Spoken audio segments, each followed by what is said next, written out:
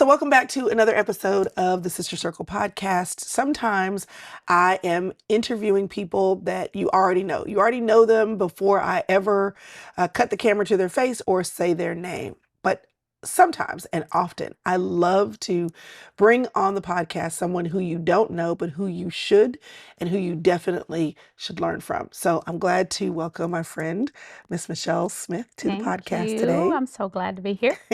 Okay, so I know you, Michelle, for a variety of reasons. Currently, and in the past, but Mm-hmm. currently, I'm always tugging on you and pulling you to come and teach at Life Women's on life. Stuff.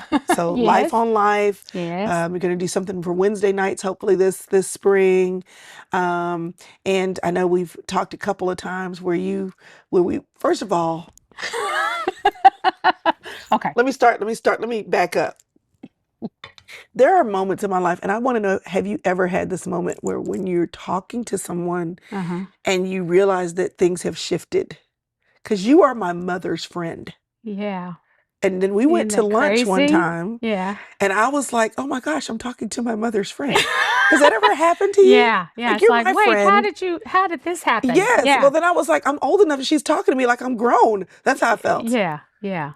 But Now, yeah, it's transitioned. yes, I mean, you've Yes. always been my Yeah. friend, but you were my Yeah. mother's friend first, I guess is Right. what I should say. Right. Right. And so, Mm. not only do you have a lot of wisdom that I love to hear from you personally Mm-hmm. and make sure that you are in the position to share with other people, but you also have been a source of wisdom. And Chrystal, I'm your friend, but let me put on my hat and tell you what you need to be doing, honey. Go home to your husband and do X, Y, Yeah. Z. Yeah. Yeah. Um, but you did come to me by way first of our church and Yeah. by way of my mom. Right. And Right. I'm curious to know actually, how did you all connect initially? Initially, she was doing the First Ladies Conference. And well, your dad was doing the Pastor's Wives Pastors, yeah. Conference, and I was married to a pastor. And so we decided we were going to come down to the Pastor's Wife Conference. But I had just given birth to Winston. And so I was nursing And this, you have four. four. And so He was the fourth. he's So the he was fourth. the Okay. baby. And so I was there at the pastor's wife, and it's when the pastor's wife and First Ladies Conference met together, Together. right? Yes. And we had separated for our little section, and I needed to nurse Winston. So I asked one of the ladies, one of the ushers, Yeah. is there somewhere I can go nurse? And she didn't know where we could have a breastfeeding room or anything. And Lois happened to walk by. And she said, Sister Evans, do we have somewhere, And so she said, Here, come here. And she took me into this room and sat down for a minute. And I started nursing Winston. She asked me about my family, and I told her I had four, and she had four, but they were older.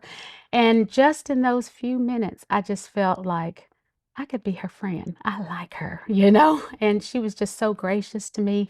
And I was just kind of a stick out of the mud because I was a young pastor's wife and had this new baby, and all of them were old and established and, in their churches. And so she was gracious to me. Mm. And fast forward probably 10 years. Was it 10 years? No, no, no. Fast forward 2 years because Winston was a baby. So this happened at 2 years. Um, my husband was living a dual lifestyle. Mm. And so he was involved in um, pastoring the church. The church was growing, but then he was living a life of homosexuality. Mm. And so he had to step down from our church and he left our family.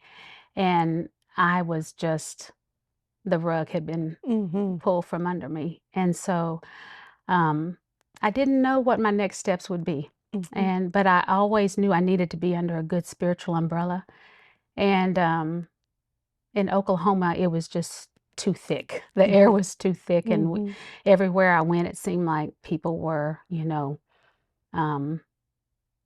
well, actually, one time I went to the grocery store and I saw a lady from our church, so I was kind of avoiding her, right? And going on the other You aisles. stay on aisle 8. I'm on aisle 5. Right. But then she saw me, she caught me, and she said, Oh no, You and him were like the Twin Towers. You just came crumbling down.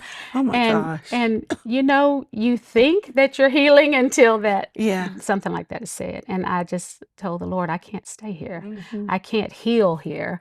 And so I remember calling Lois and saying, you know, I'm thinking of moving to Dallas. I'm thinking of moving to DC or New York. I know that's a big difference, but do you think there'd be a place for me at Oak Cliff? And of course, just like she was then, she said, if the Lord is leading you there, there is a place for you. Mm. And so, or if the Lord is leading you here. Mm-hmm. And I didn't move here then. I went and lived in New Mexico for a year, prayed and thought, and I knew no one here, Mm. not one person, but your mom, and barely knew her. Mm-hmm. But I knew I'd be under a good spiritual umbrella, you know. I trusted the teaching of your dad, and I was like, I just need to go somewhere where I can be fed and heal. Mm. And I need to go somewhere where my kids can be fed the word while I'm healing, Mm-hmm. you know. Mm-hmm. And so we came here, and when I got here, I said, well, let's go to lunch. I went, you know, told her I'm here, you know. And so we just put a lunch every 3 months on the books. Mm. And we would just go to lunch. And after 2 years of that, she said, hey, I want you to come to a women's ministry meeting and just kind of sit in. So that's how it started. Wow. Yeah. Well, I remember, well, if my memory serves me correctly, that a part of the struggle in the journey, apart from the the obvious change in your family Mm-hmm. and being a single mom and having 4 kids, and Right. is having a heart for the Lord and a heart for ministry, and then Mm-hmm. going, apart from just me and my family, like, is there a place for me for ministry? Right. Right. And so, you know, when you got invited into that space, I mean, was that even on your mind? Were you No, thinking about, no. I I was so hurt and so damaged, I mm, felt. Um, I felt like I just had like this huge, you know, D, red D on my forehead, and mm-hmm, I just felt like I was damaged goods. And you know, I guess when we would talk, you know, she heard my heart, you mm-hmm, know, that I just love being with women. I just love encouraging women. And so that night when she asked me to come, they were revamping women's ministry. I think we had Desperate for Jesus, but nothing else at that time. mm-hmm, And um, she was telling all the things that she wanted to happen. And then she said, "There's this women's ministry coordinator position," and she would kind of be, you know, um, with the men, and you know, the person that would coordinate the events for the women with the men, um, and so. You know, this is the job description, and she was going through this job description, and there was a girl that had just graduated from DTS, and she was across from me, and I thought, and she was young and vibrant, you know, and I was thinking that's who it needs to be. But I was thinking, Lord, I'd love to do it, you know, but that's who it needs to be. And after that meeting, she said, Michelle, would you hang back, you know? And mm-hmm, she said, I would like you to prayerfully consider being that women's coordinator. And Chrystal, I cried all the way home mm, because she saw that ministry wasn't over for me. mm, She saw what the Lord saw. That the whole ministry that he had for me was just then really opening up, you know. And then I remember talking to another women's ministry leader, and she took me to the word and said, God's call is irrevocable. You mm-hmm, know, mm-hmm, God put that passion in your heart, and put that love for women in your heart. And that's not tied to another person. mm, That's what he has for you, mm, you know. And up until that point, I thought my ministry was always tied to his ministry. mm-hmm, mm-hmm. So, yeah.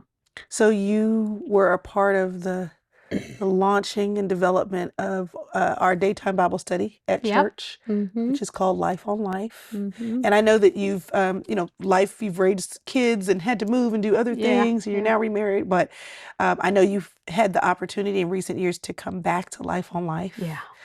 to teach there. And Mm-hmm. I've heard you talk a little bit about kind of seeing that happen even Yes. and continue even past her passing. Yeah. Yeah. Yeah.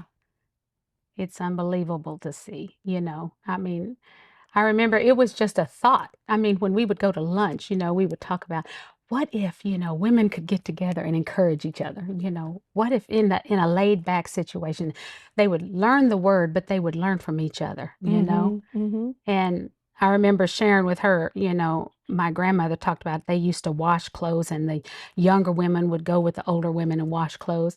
And I thought, washboard women, that's what Yeah. we want. We want them as they're doing their chores, because it used to be after Life on Life, they could do scrapbooking, they Mm-hmm. could do, making quilts, Mm-hmm. but as they're living life, sharing stories or giving advice, and teaching each other how to live. So it was, let me pour my life on top of your life, Mm-hmm. and learn. You don't have to make all the mistakes I made, Yeah. and but to come back and see now it's like a well-oiled machine.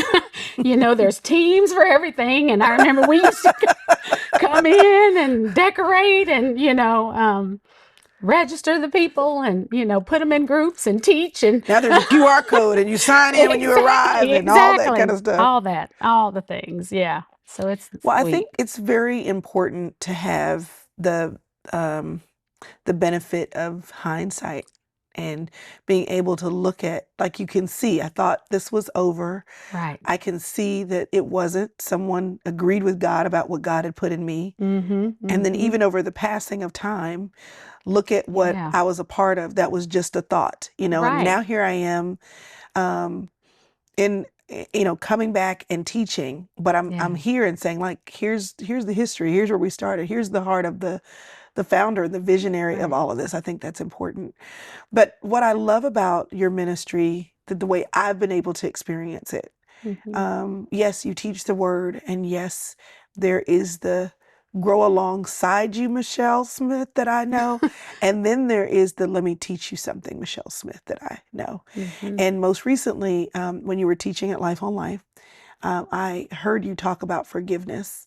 Yeah. And it was very powerful. And I know that you've had a lot of opportunity, like we all do, but Right. to practice forgiveness. But Mm-hmm. I'd love for you just to talk a little bit too about the story that I heard you sharing Mm-hmm. there. And it was about your dad and just about learning how to forgive and the importance of forgiveness. So, Yeah. and I'd like to circle back around to the marriage part later because I like Okay. to talk about that some more. Okay. But can you talk about why in your relationship with your family, your father, you needed to have forgiveness and what the Lord has been teaching you or taught you about that? Right. Well, I'm adopted, and so you have to go back to that. Um, I, my mother and my father had an affair, and my mother, she was a nurse and he was a doctor in Chicago, and so she came back to Oklahoma and had me. And the Lord's hand, I feel like, was just like on Moses. His hand was on my life. Um, she wanted to. I was. My father was black. My mother was white, and so um, in 1964, having a biracial baby, Mhm. do you know anyone that wants to take this child? And just so happens that the doctor had a maid that went to church with my mother and father, my adopted Mm, mother and father. And he was biracial and she was black. mm, And so they were so thrilled because they had been trying to have a baby. Um, Fast forward, they adopted me and he ended up having an affair. So, he left our home between 1.5 and 2. And so I never really knew him. mhm, And I probably saw him 5 times in my 18 mm, years. And, there's that just yearning that you want that daddy. And I remember in college thinking, and that's when I came to a saving knowledge of the Lord in college. And so when the Lord saved me, he showed me my heart, or he started to reveal mm, pieces of my heart. And I was very angry, mm, very hurt and bitter about, and jealous. You know, I would look at girls that grew up with a daddy and a mom, and and I would think, why didn't I have that, right? And but the Lord showed me that's unforgiveness, and you're letting that root of bitterness Mm-hmm. start in you, and that's going to ruin you if you Mm-hmm. don't let it go. And so I didn't know how to forgive, I I just had become a Christian. I was raised in the church, Yeah. knew how to walk and talk, knew scripture, but didn't have a relationship with Christ. And so How old were you, or what season were you in life when you realized that bitterness, when did you realize anger? And very quickly after I got saved. mm, So I got saved at 19 and I was in college during that time. I just remember it was in my college years. So mm-hmm, probably 18 to mm-hmm, 22, mm-hmm, you know. mm-hmm, Um, and I remember being in a Bible study, and I went to talk to the Bible study leader, and she told me go to Matthew. And so I read the story about the king and how he forgave, mm-hmm. greatly, Yes. right? And then the same man that got all of that forgiveness went and said, okay, now you're in my debt, right? And I thought, I know I need to forgive him. I know you've forgiven me and now I'm saved, but what does that look like? Mm-hmm, How do I do that? mm-hmm, I mean, I don't even know where to start with that. And I just kept researching that story, and what occurred to me is they had a decree when you got forgiven, they wrote it down, and the king signed it, and the person that was being forgiven signed it, and the court clerk, or whoever was called that in that time, had that record, right? And so I'm a writer. I journal, and I decided I'd write a letter to him. And so I wrote the letter and I started out, I forgive you. Um, but I felt a need to tell him, what am I forgiving you for? mm-hmm, You need to understand all of the things that caused me hurt over the years. Um, and so it was a determination to forgive him. It was a decision. It was just a decision that this is something that has to be done in order for me to be free, you know. And so I wrote the letter, but then I thought, now, how is this going to play out? I mean, if I send the letter, I don't know if he's going to get the letter, right? So, and I'm still kind of tied to it. So my grandmother passed during this time, and she left some money, and he was calling me about, providing some of the money for her funeral. And so I thought, that's what I'll do. I'll put the check of what I'm going to give him in with the letter. So if he cashes the check, I know he got the letter, which, which made no, it didn't It matter made to, sense to you it made then. sense to me, and it makes sense to me now because all I needed to know is you got it, You got it. Yeah. because it wasn't a conversation. Yeah. It wasn't anything I needed to hear from him.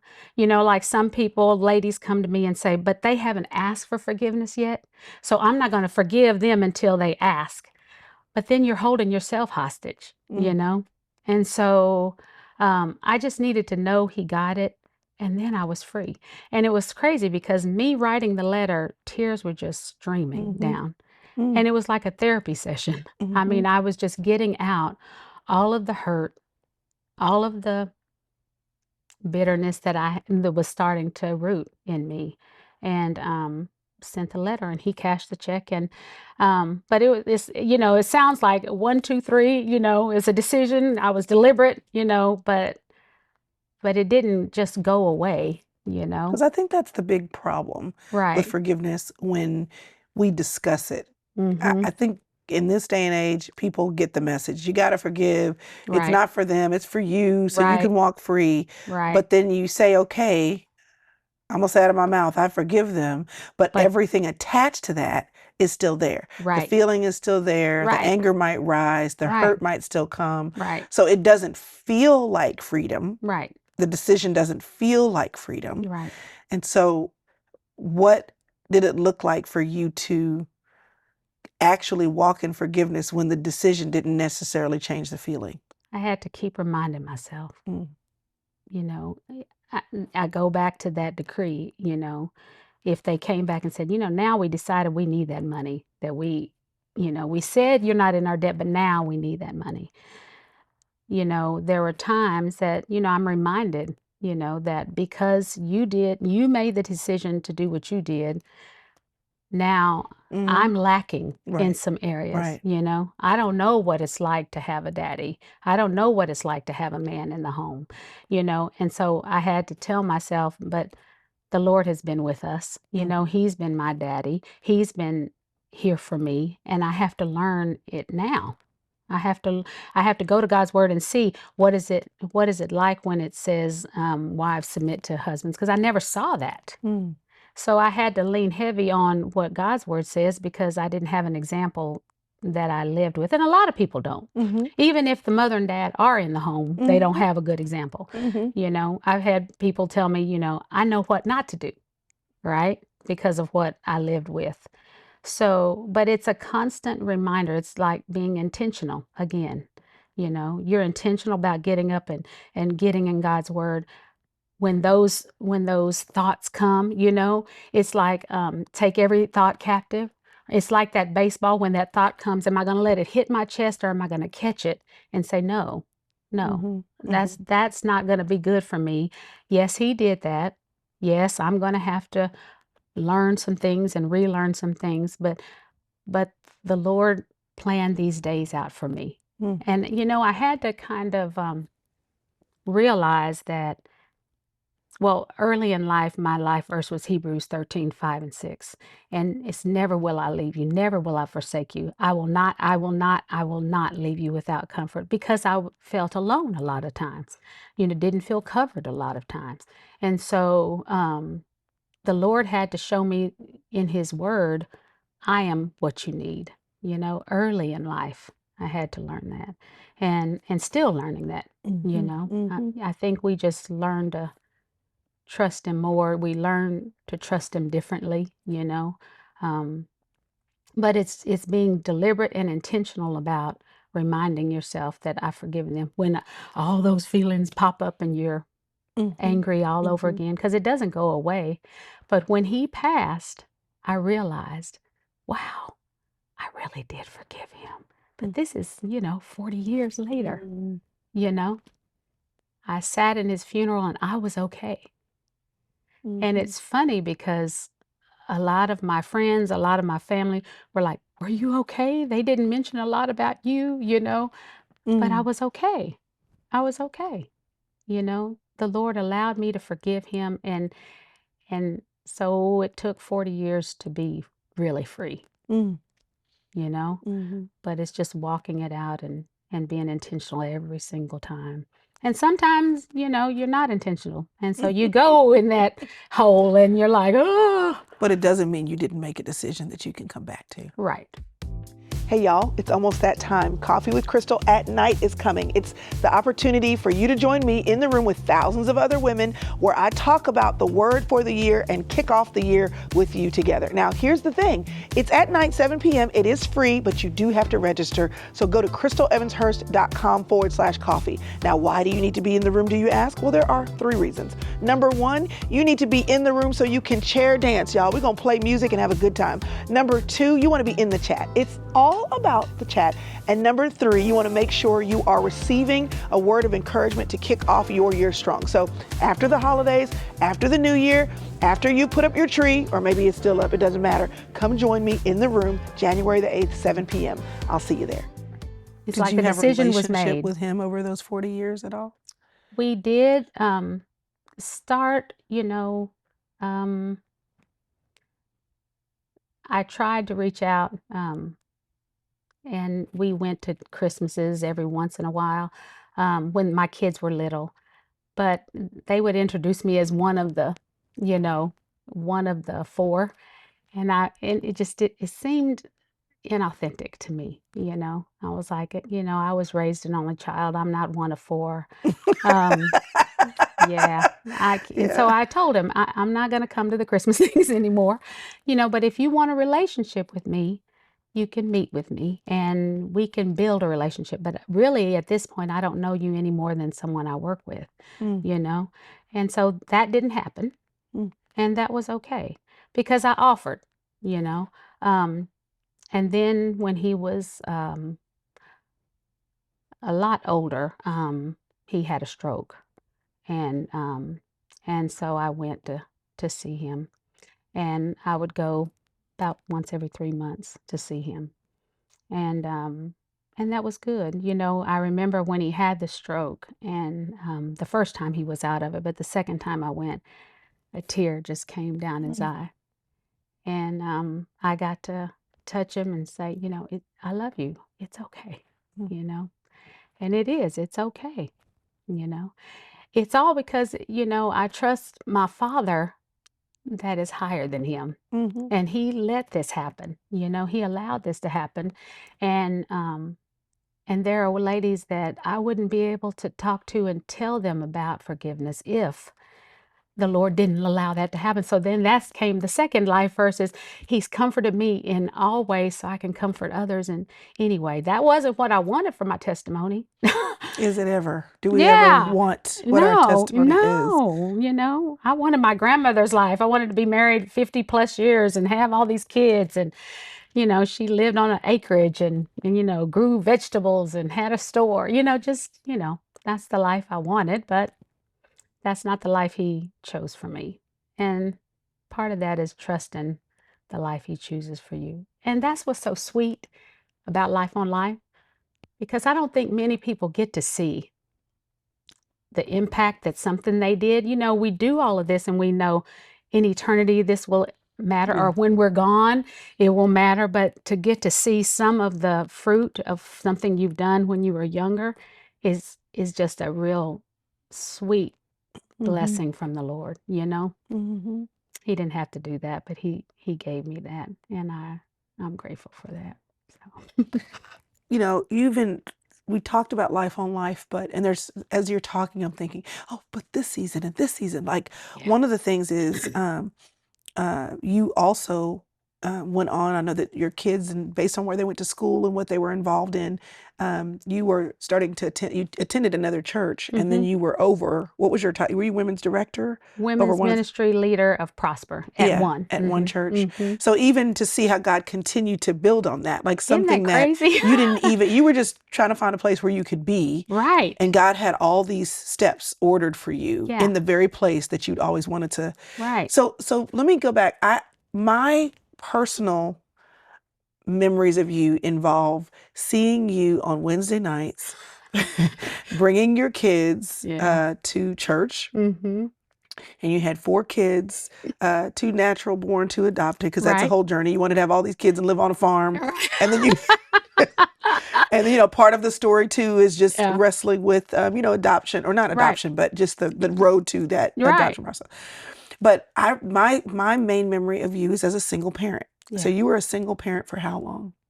18 years. Okay, so you get married into one life, Right. get catapulted into another. Right. And now you're married, and God has been gracious in this season of your life to give you Yeah. that companionship. Isn't that But the crazy? bulk of your life, the hard part, Right.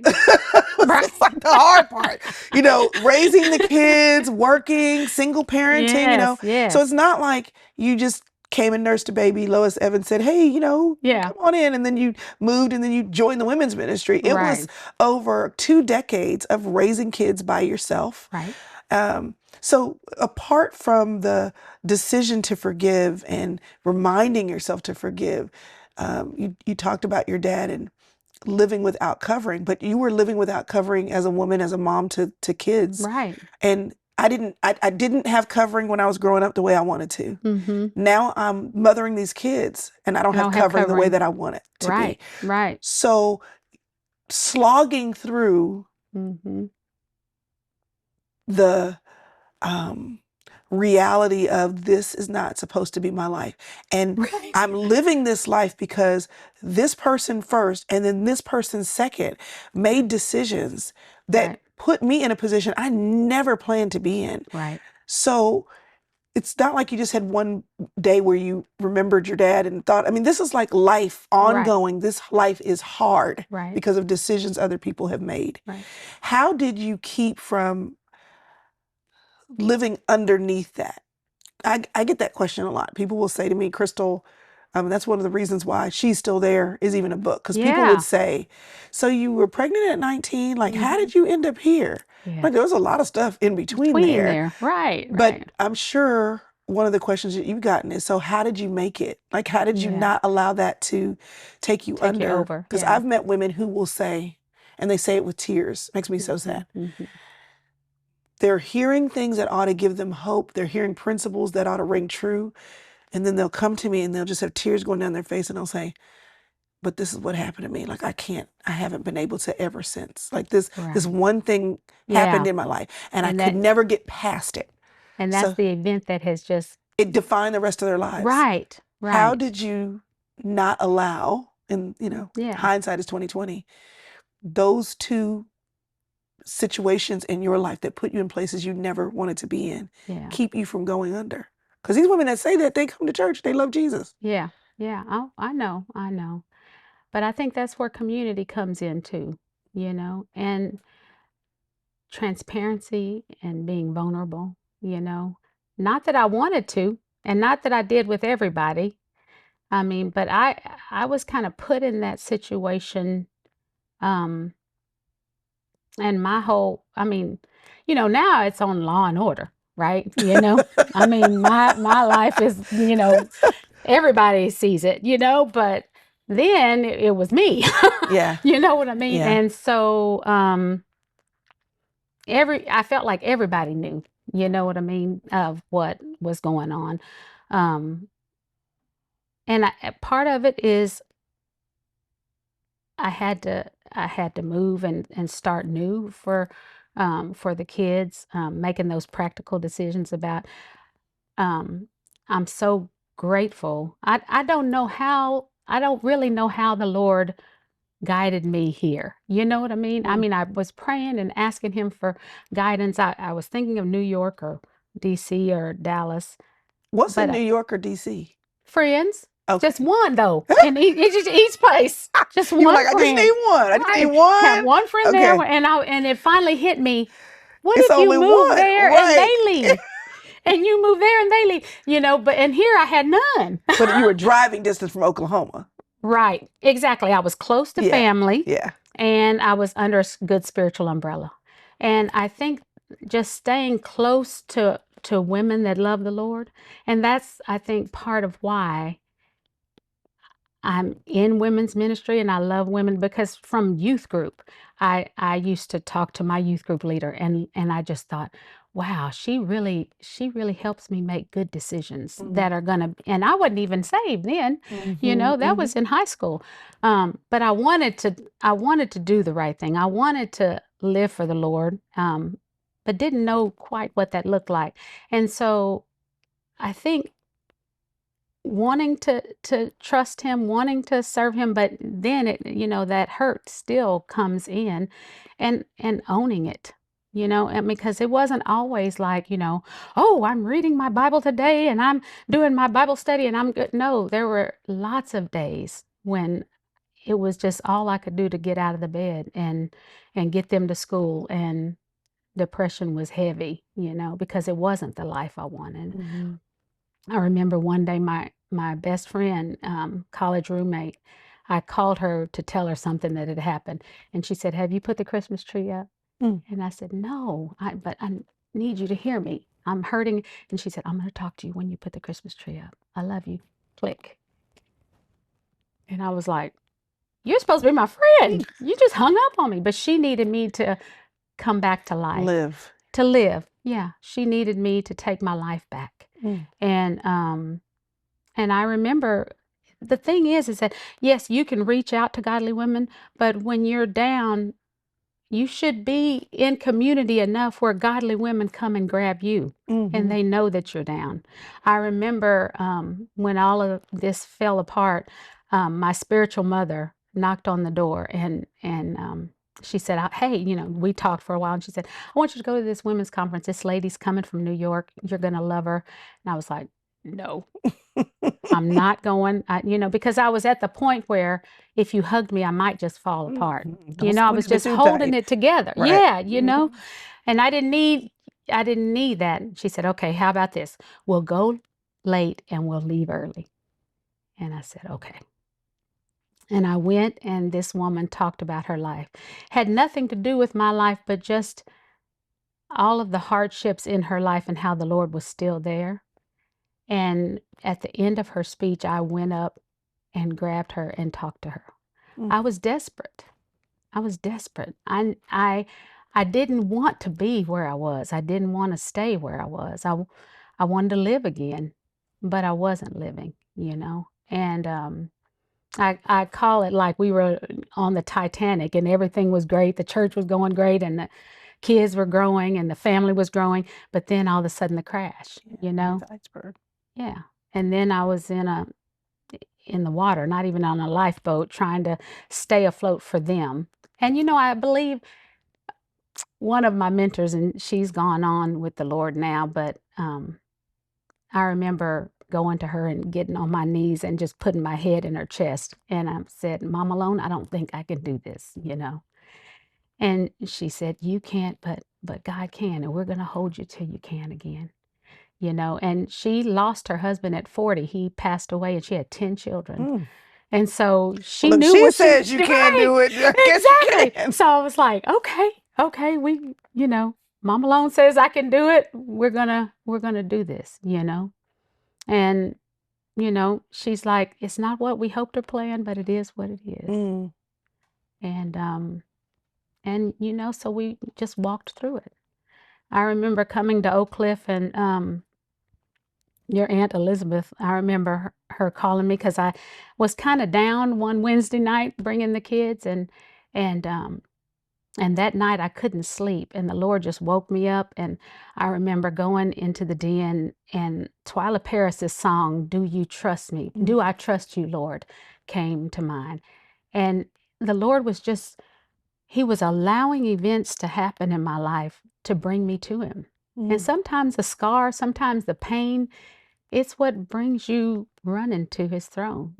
And I remember that night singing that song, saying, Do I trust you? Do I trust you? I mean, even though you allowed this to happen, you allowed this. So can I trust you with my future? And I had to just trust him. My grandmother used to say, I don't have any more sense than to just trust him. It's that simple. It's not rocket science. And so it's not a Bible study. It's not a 1, 2, 3. It's just, I, I'm just going to trust you today and trust that he's good and trust that he has a plan for you, and it's going to be a good plan. Even though you can't see it, it's going to be a good plan. And, like with Frank, my new husband, I'm like, that's a plan that I never thought that he would truly have, you You're like, know? I'm an only child. I Right. was a single mother. My kids are all raised and gone. Right. Finally, it's back about me. And the Right. Lord says, surprise. Right. I never got that time by myself because when Winston went to college, my mother came to live with us. Then I met Frank. So I've never been alone. I guess that wasn't his plan for me. But I remember a solemn assembly one time, the pastor saying, I want you to pray for that thing that the Lord could do, but you really don't think he can do. You know he can, but you really don't think that's something that will ever happen. And I would always write mate because I wanted a mate. I wanted that covering, but I never, never, never thought that it would happen for me. But at 55, it did. That's kind of crazy, isn't it? You have said multiple times, you haven't said it, but you have mentioned this idea of setting boundaries, because you were at Christmas and you were one of the 4 and you were like, I'm not coming anymore. Right. Um, Is that difficult for you, or are you a Yes. good boundary setter? Because the way it rolled off your tongue, you were like, "Yeah," and I said, I'm not doing that anymore." Oh, Or I knew I wasn't going to heal. I had to leave. Like you, right. Right. and me hearing it, it sounds like, oh, that's It like was you're just the a kind that goes, okay, this is what needs to happen, so this is what I'm going to do. no, no. I'm very thoughtful, very meticulous, very deliberate. And so, my husband says you're in your head, but I am very much a planner. So things outside of my control make me twitch, right? I, I'm a I'm a planner. Hmm. And Try so not to say control freak. yeah, yeah, exactly. Exactly. So no. So if I have a conversation with someone and I say something like, um, I'm not comfortable in this setting, it's because I have thought about it long and hard. I've journaled about it. I've thought about what I'm going to say. And that's why interviews like this are kind of hard for me because Because I didn't I'm give you the 10 questions I was going to ask exactly, ahead of exactly. And I time. don't have my little lesson, you know. And I was telling everybody, oh Lord, but I can talk one on one, but yeah. So um I planned, I had to plan it out, and then I had to one, two, three, okay, and tell him, you know.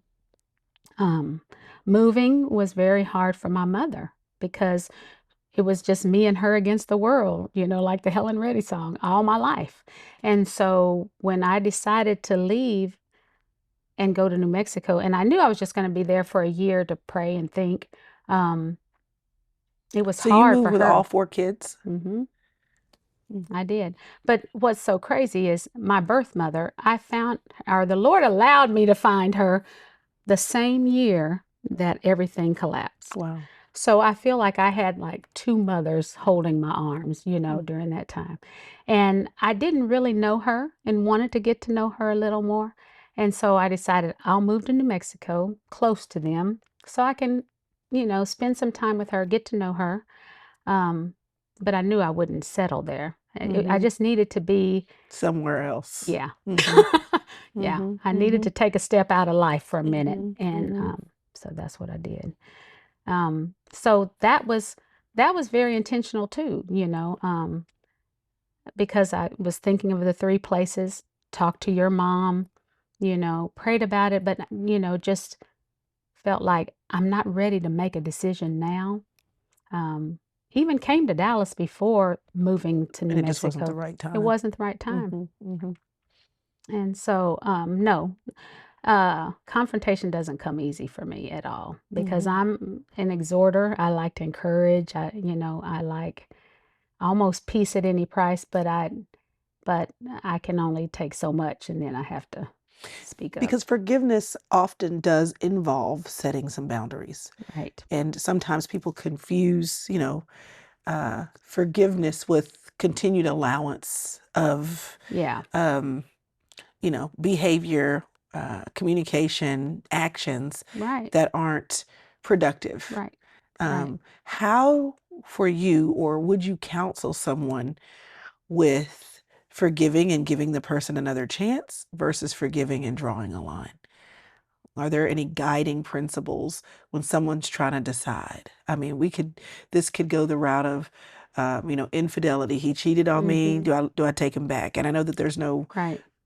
rule book for it, but just in Right. terms of guidelines, or, an adult child, it's like I keep bailing them out and they say Mm-hmm. they're sorry, but here we Right. are again. Or Mm-hmm. a girlfriend, you talked about vulnerability Mm-hmm. and community, but some women go the other way because their Right. experience is these women don't hold my confidence. Right. Right. They I've said been they were hurt by sorry. They that never group. meant to hurt me. Right. Do I continue to confide? And so Mm-hmm. there's that, because the alternate reaction Mm-hmm. is that, because forgiving and leaving myself open to the possibility of your repentance, correction, change behavior can hurt me again. Right. A lot of people take that sometimes healthy boundary and it turns into jail. Right. because now I have no friends because I trust no one. Right. Now this means I can't be in a relationship with any guy because the last 2 guys hurt me. Mm-hmm. You know, Mm-hmm. I don't want to be involved in church because the last pastor had, I mean, it Hurt can me, yeah. turn on you. So it's like Right. boundaries can go too far, Right. and Right. forgiveness and doors left open can go too far. Right. You So, have to find that healthy. yes. And so, what guiding principles, like if somebody's listening and they're going, okay, well, this is great, but she talking Mm-hmm. about vulnerability, not doing it. You know what I mean? Right. Right. Or boundaries and over just Yeah. some guiding principles for anybody who's trying to figure out, what do I do? I'm I going to think. forgive. I'm going to make the decision. Oh my Right. gosh, I'm Right. going to wait for God to make it real. Right. But in the meantime, What do I do? mhm, Well, the first thing I think is, how important is the person to you? You know, there are some relationships, there are friendships that you're in. Uh, People do things, you forgive them, and it's really not even. I guess they're not close enough to really impact you, but they did something that was offensive, let's say, but it really doesn't bother you. So it's easy just to, okay, I forgive you, and you can choose very quickly. Um, that person isn't someone that I'm going to hold in my confidence, or I'm going to spend my time with, mhm. I mean, that if they're not that close to you. And I think that's important Yeah. because we need to know we can choose. Right. Like, and you don't How have to important. feel It's not the same emboldened to, step or guideline for it's like, do everybody. I want this relationship? And if you Then, don't worry yeah. about it. Right. Right. I mean, but some relationships you're stuck with. Right. Parents, Right. siblings, Yes. Yes. husbands. Yes. Hmm. So it depends on how important that person is to you to make it work. And it may be they're important because of someone else Mm. in your life. So you make the choice of how important this relationship is, and then you still can set boundaries. If it's a spouse, then you want your marriage to work, right? And so you would probably be more apt to forgive more, because I mean, and hopefully he's going to forgive more, you're going to forgive more, because y'all are trying to build a life, two people coming as one, and you're so different. So there's going to be lots of opportunity to forgive in marriage, right? Mhm. And you're going to do it because you want the outcome, Right. because that relationship is really important to you. Hmm. Um, Siblings, you may live far away. And I think it's proximity too. How often do you have to see them? How much do you have to forgive them? Yeah. You Right. know? Um, but I think the relationships that are really important, you have to choose to forgive. And I was thinking about this morning. Forgiving the people that you really love, I think that's the hardest. Because they can hurt you the most. Well, that, but to really forgive them and really have a open heart to them again, after, if you've really been hurt, and to be vulnerable to them again is tough, you know. But because you love them so much, you Hmm. you want to try again, right? Um, I think we have expectations way up here because of, it may be something that you would never do, right? Right. But that person did that, and so you're like, how could you ever do that? Yeah. You're judging them by the standards of your own behavior and Right, personality. And right. I remember one of my kids said one time, she was, talking about someone, had they done the best that they could do, and she said, I kept talking to her, and finally I said, her level of excellence isn't my level of excellence. hmm. And Hmm. then she was okay. Hmm. And so it was like, I can't put my level of excellence on everybody, and the Lord has given me convictions, and maybe the Lord hadn't given some other people, not sounding judgmental or Hmm. pharisaical, but some things I can't do, the Lord's not going to let me do it, Hmm. Hmm. and I know it's wrong, and he's going to beat me up if I do it, but I have to communicate. And so sometimes I have lowered expectations of people, you know, and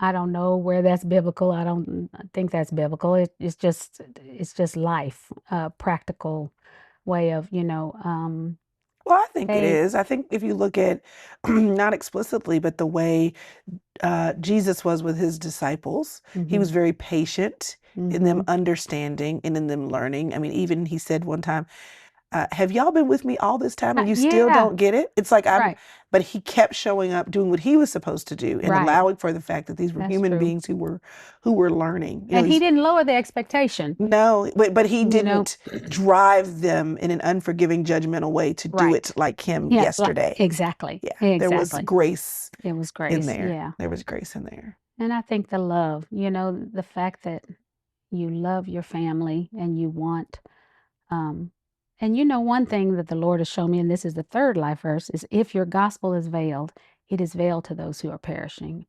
There might be people that don't know the Lord, but then also you've walked longer with the Lord, so you should be more of an example, you know? And sometimes the way I act is I'm not the example, right? And I'm like, you know, the Lord is showing me you've got to be the example. They're looking at you, even though you think they're not looking at you, they're looking at you, Mhm. So you trust me, you do the right thing. You do just the next right thing. Mm. Just do the next right thing. And whether they're doing it or not, you do it because I'm going to hold you accountable.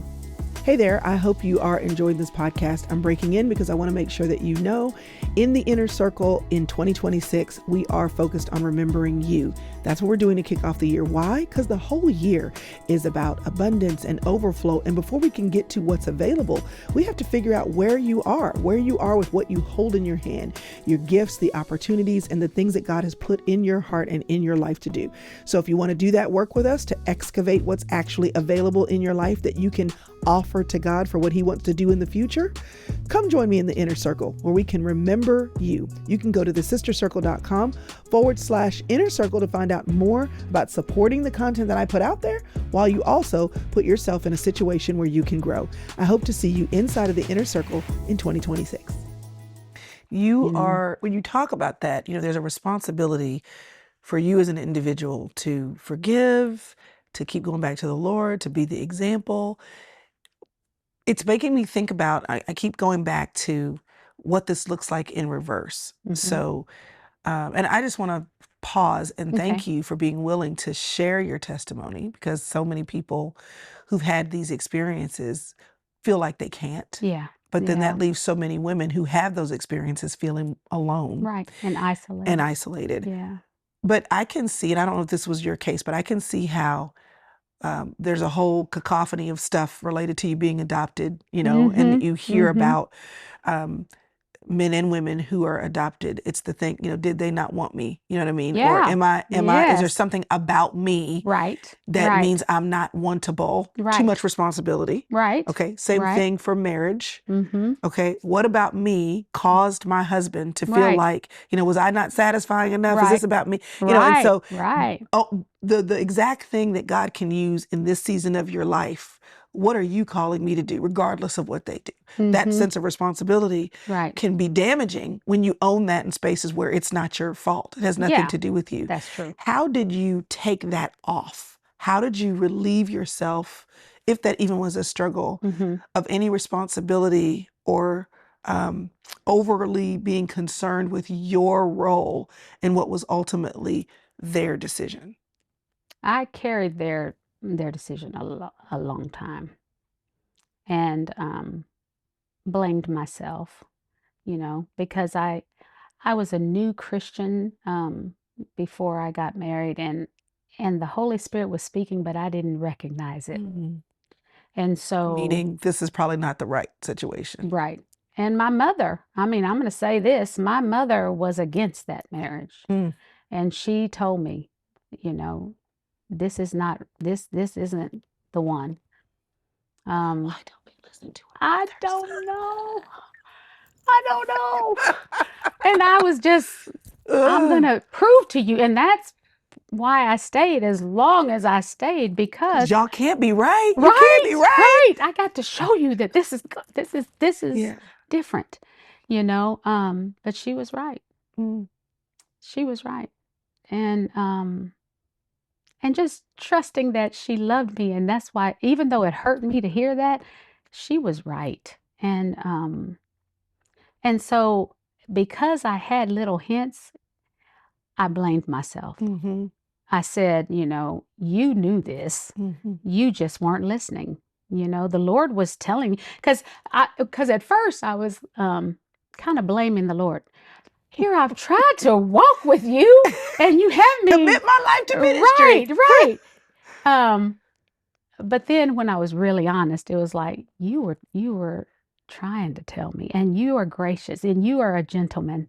Mm. The Lord just the Holy Spirit is a gentleman. He just whispers, but I think I had quenched the Holy Spirit in that area. I just would not listen. And so I took that on,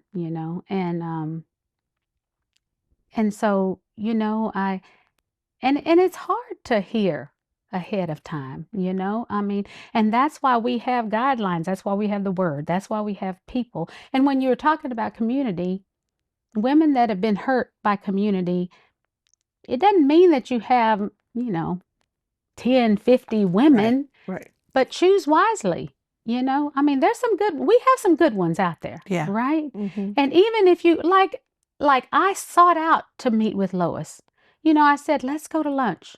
And for the first time, and we didn't go every week or every month, but every 3 months was enough, because I could meet with someone that could share just enough golden nuggets to keep me going. And I had those women in place that if the bottom fell out, I knew I could go to some godly women. Don't go to women that aren't going to point you to the word, that aren't going to point you to who God's character really is. They're going to help you when you can't see it yourself. Mm-hmm. Mm-hmm. And that's why when I said Elizabeth called, I told her, yeah, I was down. And the Lord was asking me, do I trust him? She was like, yeah, when the Lord's talking to me, he won't let me sleep either. But and just a funny tidbit, I didn't know Elizabeth was Lois's sister when I first came to Oakland. Oh, really? So Elizabeth was uh, having us come in with Awana. She was Yeah. always With the there when we children's check in, ministry. Yeah. and she was so kind and everything. And after probably about 6 months, I was like, I wonder why she's sitting down there near Lois. But just not knowing anything. But she was another good one that I found. And so be selective in who you choose to spend your time with, Mm-hmm. Mm-hmm. Mm-hmm. when you're with people and they constantly talking negative and, racism this, or, it's just no, you need people in your life that are going to point you to your relationship with the Lord, that are going to challenge you to love him, going to challenge you to love your children like you should, love your husband like you should, just those old school rocks in the faith. Mm-hmm. That's what you need, Mm-hmm. and those ladies are not going to let you down, you know. That's And good.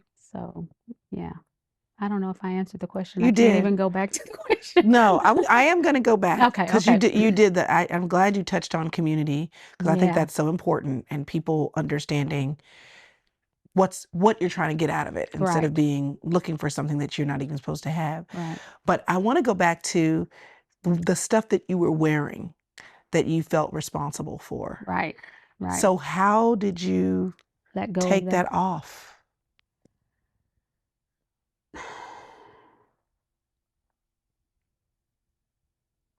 I don't know that I did, Mm. because I feel like part of it was my decision.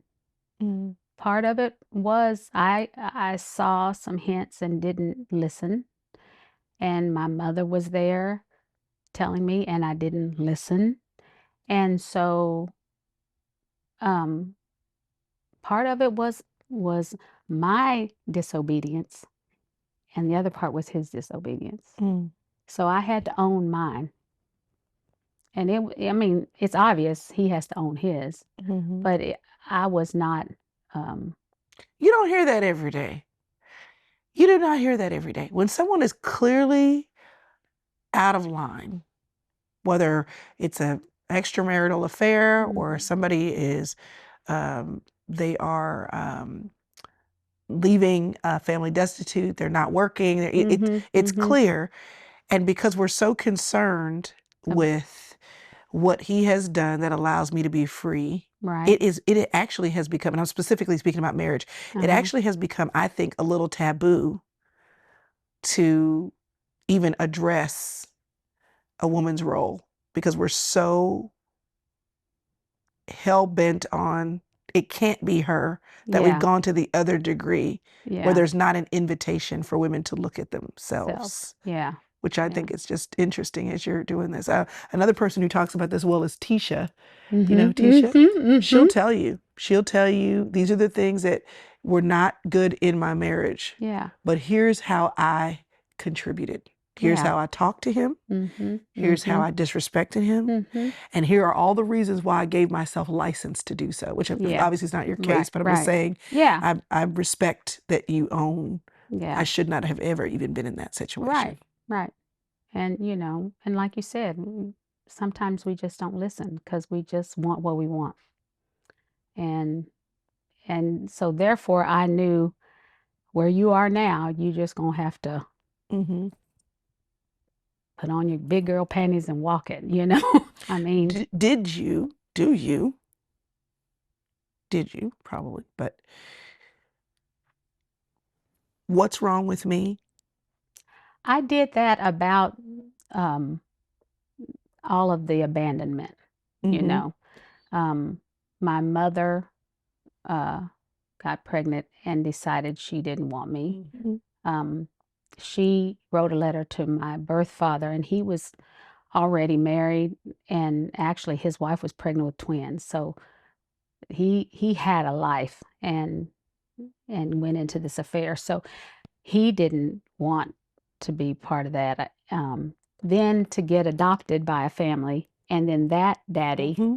leaving, um, and then um, my mother then married a man when I was in sixth grade, and he happened to be homosexual, and so it's just a lot because I never really saw a faithful man in and until when my mother was late in life, she met her last husband, and he was a good man.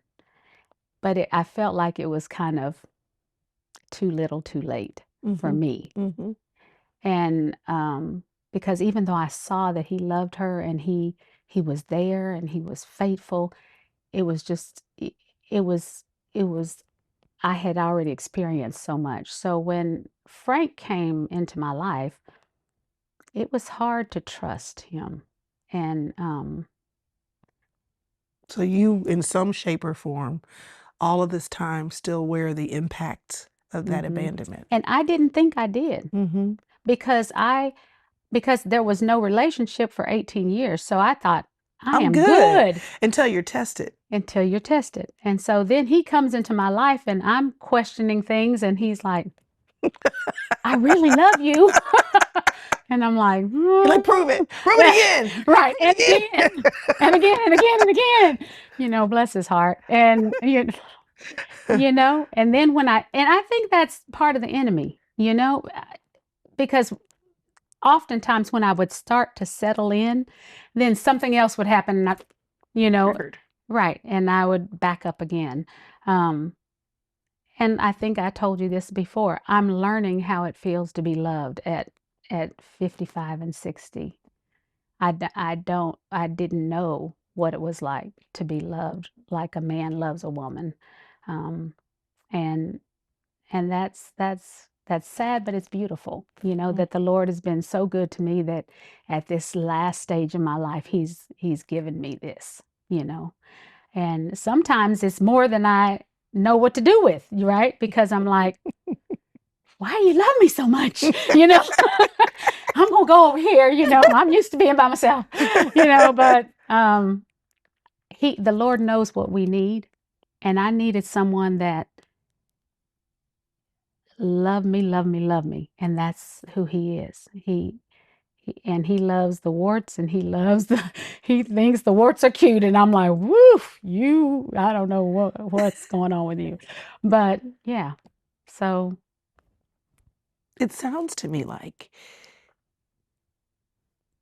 whatever you put on from the experiences that you had in your life, mhm, that you at some point even forgot or became unaware that you were wearing, the right, impact of abandonment. right, Even in this season, right. it's coming off layer by layer, Yes, still uncomfortable, right, right.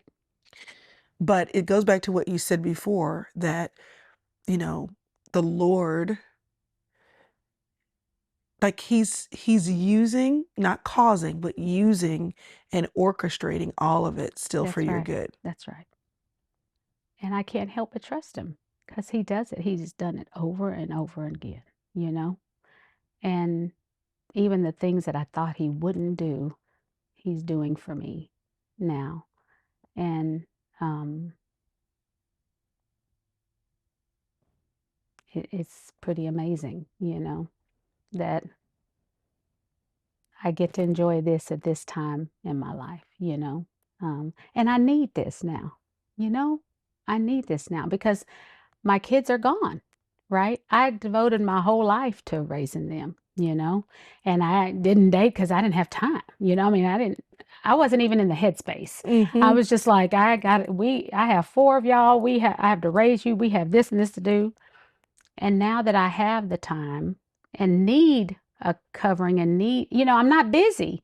Um, life, well, let me say it differently. Life is full, but it's not full with the busyness of raising children, and that's constant. It doesn't. Yeah. I'm in a different season, and I and your children grow up and they start Get their their own own lives, lives. right? And he's been so good to me that I have a partner, somebody that we can go and travel together, and we can Or go you to can make a dinner. reservation on Valentine's Day. Yeah, or we can sit in the media room and not. You know? I mean, yeah. So it's just God's good graces at this stage. He's been good. What would you say to the woman, just as we wrap up, to the woman who is maybe not where you are now, who maybe doesn't have this chapter in her life Hmm. and is still wearing and feeling the impact of abandonment, maybe has not learned the art and the decision of forgiveness, Hmm. and is still triggered because her life did not turn out the way she wanted it to. The decisions that other people made impacted her for decades, Hmm. and she's still looking in kind of bound up by all of that. Just a kind of a first step word of encouragement. She's heard all that you said, Yeah. but what would you say to her right now? I think don't believe the fairy tale, you know? And I think that's what I did for so long. This life is hard, but the Lord gives you peace in it. If I mean, you might not have gone through what I've gone through, but everybody's gone through some stuff. And we all carry baggage and we all are making it through, but the Lord, he makes it sweet. Mm. And so trust me that he is your priority, you know, because that's the only way. I don't know how women get through if they didn't have a relationship with the Lord. And there are going to be times when you're not seeking him, running after him, and you need to have those women that are encouraging you, go to the Lord. Don't come to me to try to fix your problem. Oftentimes when you have counseling, they want you to tell them, what do I do? Well, I Yeah, can't tell you what to do, yeah. but you go and seek the Lord, and he will give you a peace about what your next steps are going to be.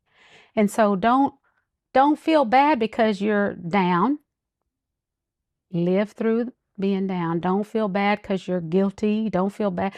What I'm saying is keep walking and Through trusting it. him through it. Yeah. Through it.